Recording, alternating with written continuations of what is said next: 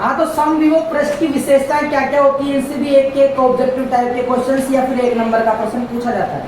तो समविभव पृष्ठ की विशेषताओं में पहली विशेषता तो मैंने आपको बताया कि जो समविभव पृष्ठ जो होता है वो विद्युत क्षेत्र की दिशा के हमेशा अभिलंबित होता है, जैसा कि अपन ने पहले चित्र से समझ लिया था, विद्युत क्षेत्र की दिशा के अभिलंबित होता है।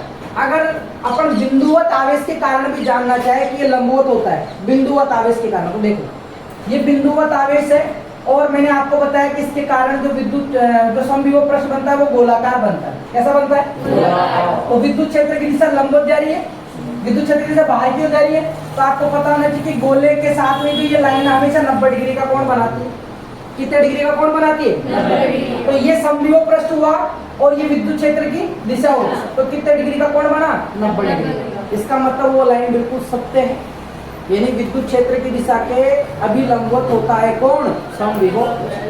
समविभव पृष्ठ हमेशा विद्युत क्षेत्र की दिशा के अभिलंबित होता है। इसके अलावा समविभव पृष्ठ की अगर हम बात करें तो समविभव पृष्ठ में जैसे मान लो ये समविभव पृष्ठ है, इसका एक बिंदु ये ले लिया और एक बिंदु ये ले लिया, यहाँ पर भी विभव V1 है, यहाँ पर भी विभव V1 है, तो दोनों के विभव का जो अंतर आएगा V1 माइनस V1 कितना आएगा? 0। तो यानी समविभव पृष्ठ के किन्हीं दो बिंदुओं के मध्य विभवांतर जो होता है वो कितना होता है? 0।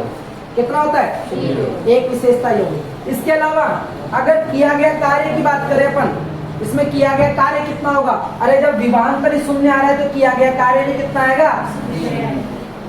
तो समविभव पृष्ठ के किन्हीं दो बिंदुओं यानी आवेश को यहाँ से उठाकर यहाँ तक लेके जाएंगे तो किया गया कार्य कितना होगा? 0। क्यों होगा? अरे क्योंकि विभवांतर समान है। विभवांतर क्या है? समान। सभी जगह पे कोई प्रतिकर्षण नहीं लग रहा, कोई आकर्षण नहीं लग रहा, तो कोई दिक्कत ही नहीं है इसको उठा के यहाँ तक रखने में। कार्य करने का मान 0 होगा। कार्य क्या होगा? 0। क्योंकि हम जानते हैं कि विभव V बराबर W बटा Q होता है, तो W बराबर क्या होता है? W बराबर V गुणा Q। जब V का मान 0 तो W का मान भी क्या आ जाएगा? 0। तो हमें ये नेक्स्ट विशेषता भी पता लग गई कि समविभव पृष्ठ के किन्हीं दो बिंदुओं के मध्य विभवांतर शून्य होता है और किया गया कार्य भी शून्य होता है। ठीक है। इसके अलावा किया गया कार्य शून्य, अभिलंबित हो ही गया, अभिलंबित हो ही गया। और क्या क्या विशेषताएं इसकी ओर बन सकती है समविभव पृष्ठ की? समविभव पृष्ठ की ओर क्या विशेषताएं बन सकती है? समविभव पृष्ठ में अभी अपन ने जाना कि दो समविभव पृष्ठ कभी भी एक दूसरे को काटते नहीं। एक विशेषता तो आप समझ ही गए, समझ गए। अब समविभव पृष्ठ में अगर अपन देखें तो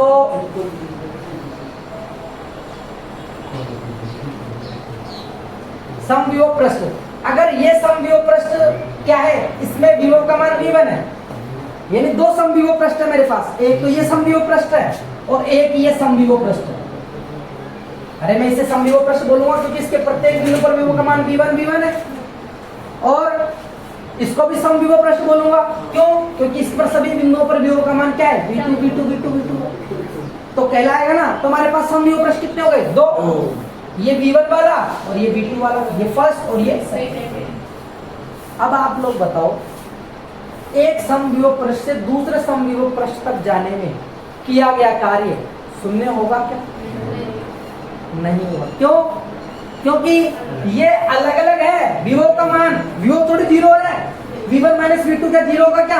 यहाँ पर V1 not is equal to V2 है, तो किया गया कार्य भी नॉट इक्वल टू 0 होगा, क्योंकि दो समविभव पृष्ठ है, अलग अलग है, अलग अलग। अगर यहाँ पर भी विभव V1 होता, यहाँ पर भी विभव V1 होता तो हम कह सकते थे, लेकिन यहाँ पर समविभव पृष्ठ V1 वाला है और ये समविभव पृष्ठ V2 वाला है, यानी आप ऐसे नहीं समझ, ये 10 वोल्ट वाला है और ये 20 वोल्ट वाला है, तो किया गया कार्य कभी जिंदगी में शून्य नहीं होगा, क्योंकि विभव दोनों का अलग अलग है। तो अगर आप दो समविभव पृष्ठ से किसी एक आवेश को उठा के दूसरे समविभव पृष्ठ तक लेके जाते हो तो किया गया कार्य शून्य नहीं होता, तो किया गया कार्य शून्य नहीं होता। समझ गए होंगे? किया गया कार्य शून्य नहीं होगा। और क्या क्या विशेषताएं हो सकती है इसकी? अगर मैं कहूं कि एक चालक गोला है, कौन सा गोला है? चालक गोला। तो चालक गोला है, तो चालक गोला जैसे मान लीजिए मैं इसी चालक गोला मान लेता हूँ, क्योंकि मैंने मान लिया कि आवेश चारों तरफ वितरित हो रहे हैं, तो ये चालक गोला है। कौन सा गोला है? चालक गोला है। तो चालक गोले पर अगर विभव की बात करूं मैं, आप आगे जाके पढ़ोगे विभव, सतह पर जो विभव होता है वही अंदर होता है।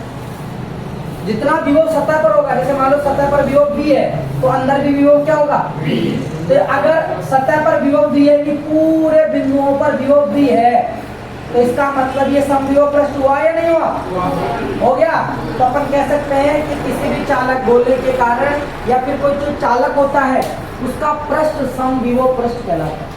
किसी चालक का जो पृष्ठ होता है वो समविभव पृष्ठ कहलाता है, क्योंकि चालक में सभी आवेश सतह पर आकर वितरित हो जाते हैं और यहाँ पर विभव का मान क्या होता है, समान। और इस चालक का जो आयतन है, क्योंकि बीच में जो जगह खाली है, यहाँ पर भी विभव का मान क्या है, सभी बिंदुओं पर समान है।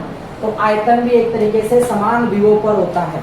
आयतन में भी सभी बिंदुओं पर विभव का मान क्या होता है, समान होता है। तो इस चालक की सतह एक तरीके से क्या हो गई, समविभव सतह। कैसी हो गई, समविभव सतह हो गई।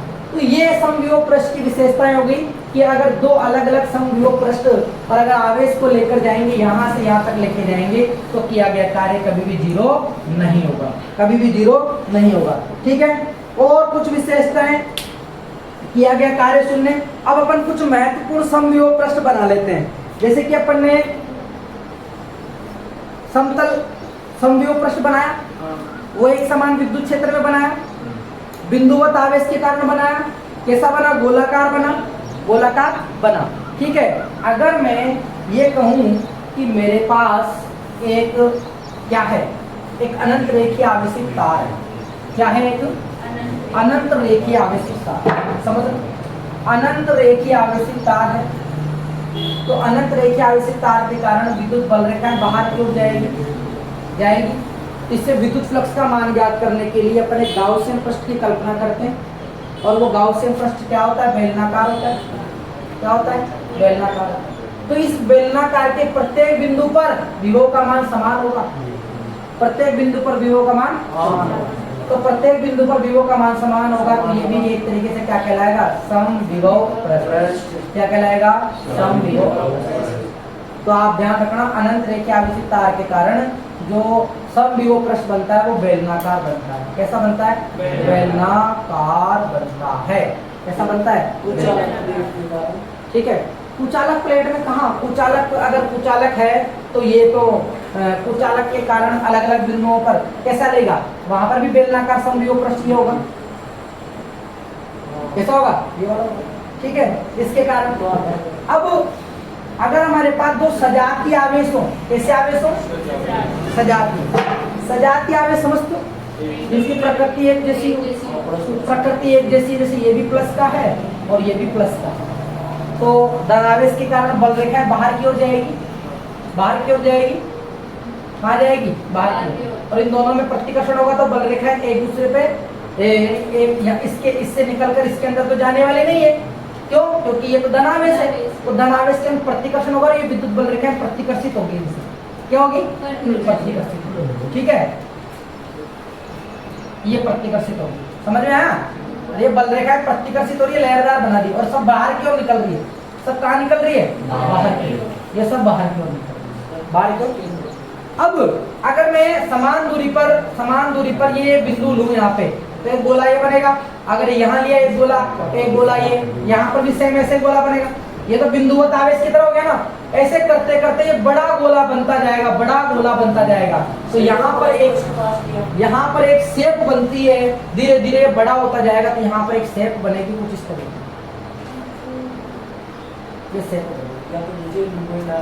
ये शेप बनेगी, क्योंकि ये समविभव पृष्ठ बनता जाएगा। और यहाँ पर ये बल रेखाएं एक दूसरे को प्रतिकर्षित करके गोले की शेप कैसे हो जाएगी, इस तरीके से। इस आकृति को बोलते हैं डंबलाकार। तो सजातीय आवेशों के कारण जो समविभव पृष्ठ बनता है वो कैसा बनता है, डंबलाकार। कैसा बनता है, डंबल की तरह आकृति है। किसकी आकृति है, डंबलाकार। तो डंबलाकार बनेगा। कैसा बनेगा, डंबलाकार। इसके अलावा अगर विजातीय आवेशों की बात करें, किसकी, विजातीय आवेशों की, तो विजातीय आवेश एक तो प्लस और एक माइनस। तो इसमें तो आप देखोगे तो बल रेखा यहाँ से निकलेगी, इसके अंदर जाएगी, यहाँ से निकलेगी, इसके अंदर जाएगी, यहाँ से निकलेगी, इस तरीके तरीके से जाएगी। तो यहाँ अगर अपन बिंदु लेते हैं यहाँ पे यहाँ पे यहाँ पे, तो यहाँ पर विभव का मान समान होगा, तो एक तरीके से सम विभव पृष्ठ जो होगा वो समतल होगा। कैसा होगा? समतल होगा। अगर अपन किसकी बात कर रहे हैं? विजातीय आवेशों की। ये विजातीय आवेश एक तरीके से यानी विद्युत द्विध्रुव हो गया मान लीजिए, है ना, विजातीय आवेश विद्युत द्विध्रुव।